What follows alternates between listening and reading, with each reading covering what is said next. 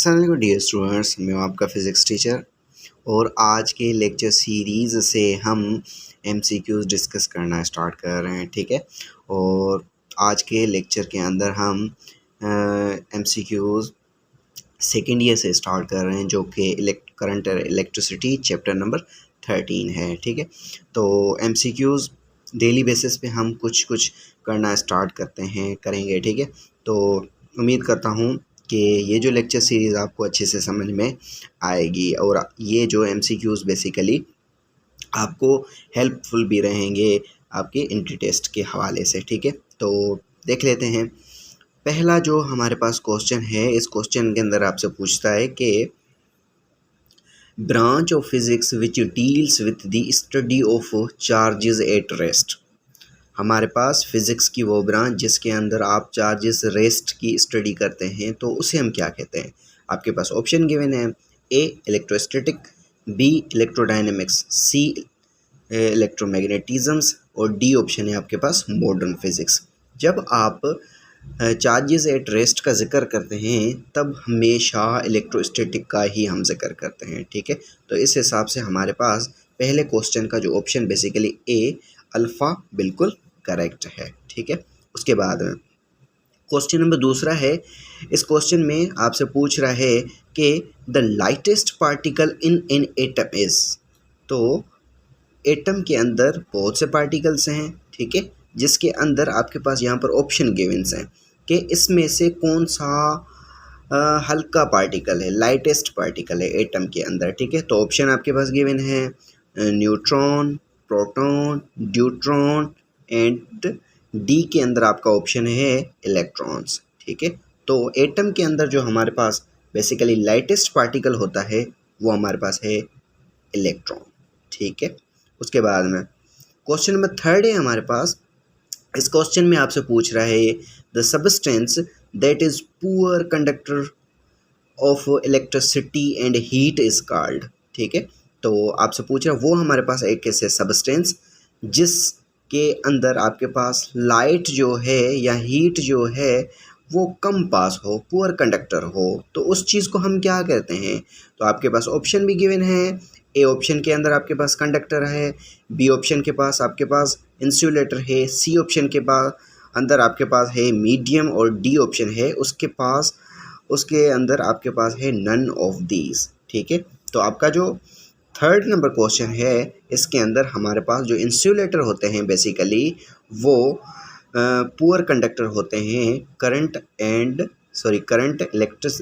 Electricity and heat के। ठीक है, तो इस हिसाब से आपका बी ऑप्शन बिल्कुल सही है, इंसुलेटर। ठीक है, उसके बाद में क्वेश्चन नंबर चौथा है। इस क्वेश्चन के अंदर आपसे पूछ रहा है metals shows good conductivity because they have.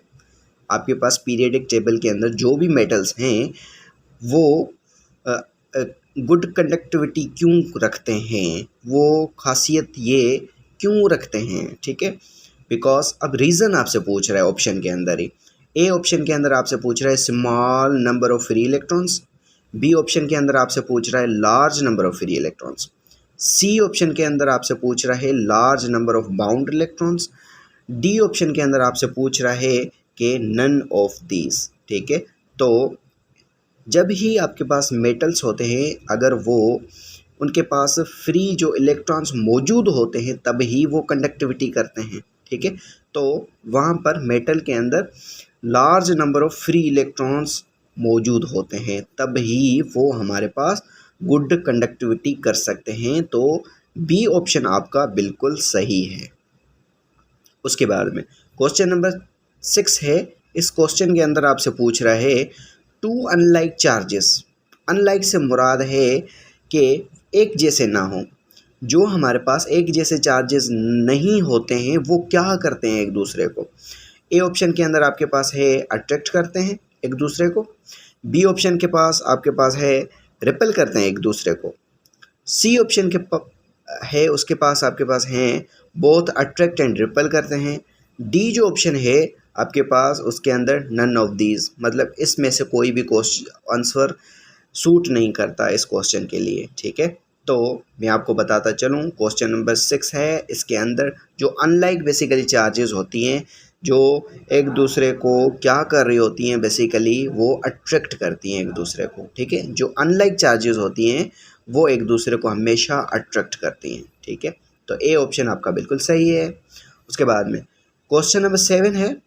Question number 7 में आपसे कह रहा है कि टू लाइक चार्जेस, एक जैसी जो चार्जेस होती हैं वो क्या करती हैं एक दूसरे को, ठीक है। तो आपके पास ऑप्शन भी गिवन है। ए ऑप्शन है, इसके अंदर कहता है कि अट्रैक्ट करती हैं एक दूसरे को। बी ऑप्शन है, इसके अंदर कहता है कि रिपेल करती हैं एक दूसरे को। सी ऑप्शन उसमें कहता है कि both attract and repel each other. D जो ऑप्शन है उसके अंदर कहता है कि नन ऑफ दीज, इसमें से कोई भी ऑप्शन आपका मैच नहीं करता, ठीक है।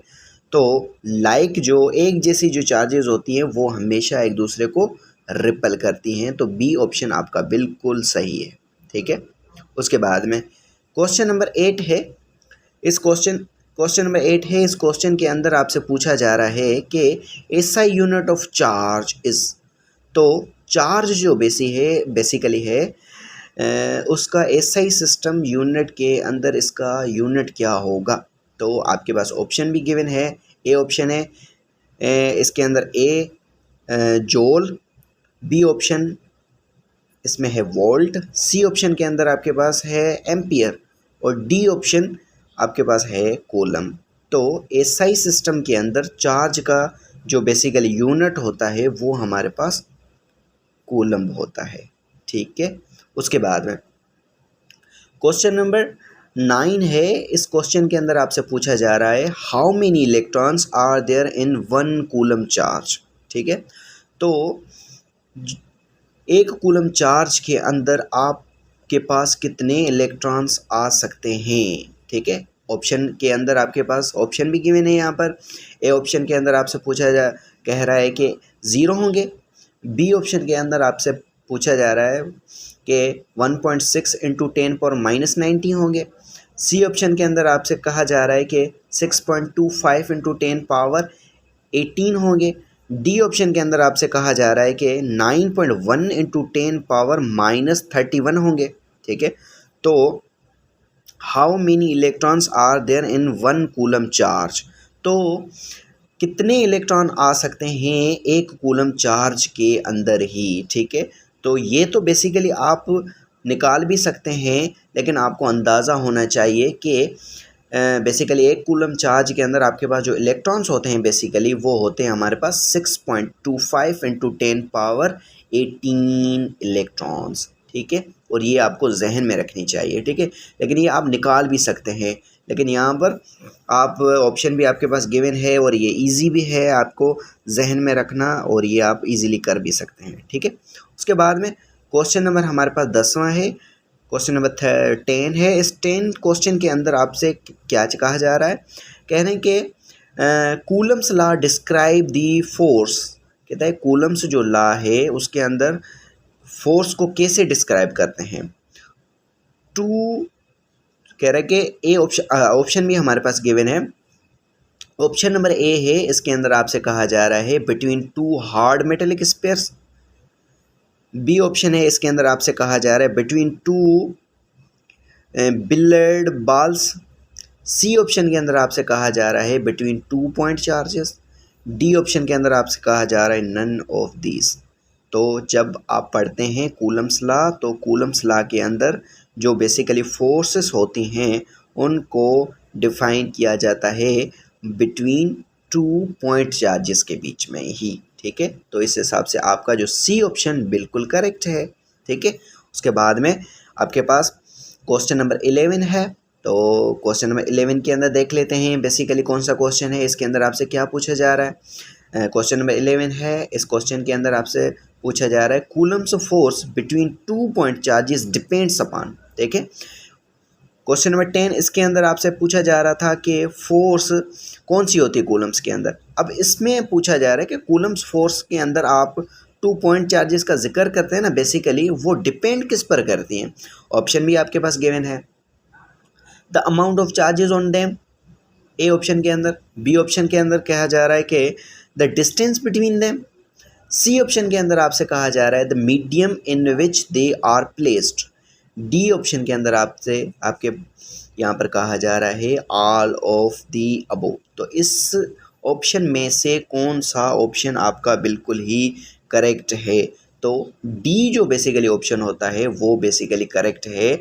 इस क्वेश्चन के अंदर आपके पास अमाउंट जो दोनों चार्जेस की उन पर भी ये फोर्स बेसिकली डिपेंड करती है, उसके बाद में जो मीडियम हम यहाँ पर यूज़ करते हैं उस पर भी, और जो डिस्टेंस होते हैं दो चार्जेस को सेपरेट करते हैं उस पर भी ये डिपेंड कर रहा होता है। ठीक है, उसके बाद में क्वेश्चन नंबर हमारे पास 12 है। इस 12 क्वेश्चन के अंदर आपसे पूछा जा रहा है the value of a constant that occurs in Coulomb's force formula is dash newton metre square per coulomb square. कहता है कि जो आप कूलम्स फोर्स के अंदर जो चीज़ कांस्टेंट यूज़ करते हैं बेसिकली उसकी वैल्यू कितनी है। यूनिट भी आपके पास यहाँ पर गिवन है, आपसे पूछा जा रहा है कि उनकी वैल्यू कितनी होगी। तो ऑप्शन भी आपके पास यहाँ पर गिवन है। ए ऑप्शन के अंदर आपसे पूछा जा रहा है 9 into 10⁻⁹ Newton metre square per coulomb square के बराबर होगा। बी ऑप्शन में 9 इंटू 10⁻16। सी ऑप्शन के अंदर आपसे कहा जा रहा है कि 9 इंटू 10⁻9। डी ऑप्शन के अंदर आपसे कहा जा रहा है 9.9 इंटू 10⁻⁹। तो 12 क्वेश्चन के अंदर ये जो आपके पास जो ऑप्शंस गिवन है बेसिकली इनमें से कौन सा ऑप्शन आपका करेक्ट हो सकता है। तो 12 जो क्वेश्चन है इसके अंदर आपके पास 9 into 10⁻9 Newton metre square per coulomb square, ये बिल्कुल आपके पास सही है एंड करेक्ट है। ठीक है, उसके बाद में आपसे कहा जा रहा है क्वेश्चन नंबर 13 के अंदर कि if the distance between two charge bodies is double. कहते हैं कि आपके पास दो बॉडीज़ हैं, उनका जो चार्ज है वो बेसिकली डबल है। ठीक है, the Coulomb's force between them becomes, तो आपके पास जो कूलम्स बेसिकली फोर्स होगा वो कितना होगा। ठीक है, तो ये आप इजीली कर सकते हैं फॉर्मूले के हिसाब से। तो इस हिसाब से आपके पास जो बेसिकली ऑप्शन होगा ए, जिसके अंदर आपसे कहा जा रहा है डबल, बी ऑप्शन इसके अंदर आपसे कहा जा रहा है हाफ, सी ऑप्शन इसके अंदर आपसे कहा जा रहा है 1/4 और डी ऑप्शन आपके पास कहा जा रहा है 4 टाइम्स। तो क्वेश्चन नंबर 13 के अंदर आपके पास कौन सा ऑप्शन बिल्कुल सही हो सकता है। तो सी जो ऑप्शन है 1/4 बिल्कुल सही हो सकता है। ठीक है, तो आपके पास यहाँ पर पूछा जा रहा है कि दो जो बॉडीज़ हैं उन पर चार्ज तो डबल है, लेकिन आपसे पूछा जा रहा था कि कूलम्स जो बेसिकली फोर्स बिटवीन टू क्या होगी। तो इसका बेसिकली हमारे पास फार्मूला F = K Q1Q2/R²। तो इस फार्मूले के हिसाब से आप वैल्यू पुट करके इजीली बता सकते हैं। तो 1/4 जो हमारा बेसिकली आंसर है सी क्वेश्चन नंबर 13 के अंदर, वो बिल्कुल ही करेक्ट एंड सही है। ठीक है, उसके बाद में हमारे पास क्वेश्चन नंबर 14 है। इस क्वेश्चन के अंदर आपसे क्या पूछा जा रहा है, आपसे पूछा जा रहा है कि if the distance between two charge is half. अब यहाँ पर पूछा जा रहा है कि आपके पास दो चार्जेस हैं, उनका जो डिस्टेंस हम हाफ कर लेते हैं तो Coulomb's force between them becomes, तो जो कूलम्स बेसिकली फोर्स होगा वो कितना होगा। तो इसमें से वही फार्मूला यूज़ होगा F = K Q1Q2/R²। ठीक है, जो बेसिकली ऑप्शन में आपके पास यहाँ पर गिवन है हाफ होगा, बी ऑप्शन के अंदर आपके पास गिवन है डबल होगा, सी ऑप्शन के अंदर आपके पास गिवन है 1/4 होगा, डी ऑप्शन के अंदर आपके पास गिवन है 4 टाइम्स होगा। तो क्वेश्चन नंबर 14 के अंदर कौन सा बिल्कुल ही ऑप्शन सही होगा, जिसके अंदर आपसे पूछा जा रहा है कि दो चार्जेस के बीच में अगर हम डिस्टेंस हाफ कर लें तो कूलम जो फोर्स है उस पर क्या इफेक्ट पड़ेगा, मतलब वो कितना टाइम्स हमें मिलेगा। तो A option half, B option के अंदर डबल, सी ऑप्शन के अंदर 1/4, डी ऑप्शन के अंदर हमारे पास होता है 4 टाइम्स। तो क्वेश्चन नंबर जो 14 है इसका हमारे पास ऑप्शन होगा 4 टाइम्स, जो कि है डी ऑप्शन। ठीक है, तो आज के लेक्चर में हमने इलेक्ट्रिसिटी, करंट एंड इलेक्ट्रिसिटी के कुछ MCQs यहाँ पे बेसिक जो थे वो यहाँ पर हमने किए हैं, जिसके अंदर आपसे नॉर्मल से बेसिक चीज़ें पूछी जा रही हैं और मैंने आपको यहाँ पर टिक भी करवाए हैं कि कौन कौन से हर क्वेश्चन में सही हो सकते हैं, ठीक है। इसी तरह डेली बेसिस पे हम कुछ कुछ एमसीक्यूज़ यहाँ पर डिस्कस करने की कोशिश करेंगे।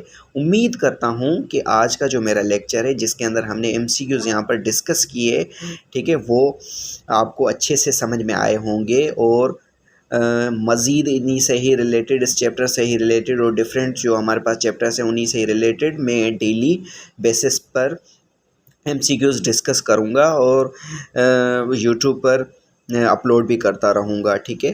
अगर मेरा ये चैनल आपको सही लगता है जिसके तहत आपको डेली बेसिस पर कुछ ना कुछ सीखने की चीज़ें मिलती हैं, तो मेरे चैनल से ही आप कनेक्टेड रहें, लाइक करें, कमेंट करें। अगर कोई भी आपके पास क्वेश्चन हो, टॉपिक से ही रिलेटेड हो या एमसीक्यूज़ कोई भी हो, तो आप कमेंट बॉक्स में वहाँ पर आप मुझसे पूछ सकते हैं। जितना हो सके मैं आपको जवाब देने की कोशिश करूँगा, ठीक है।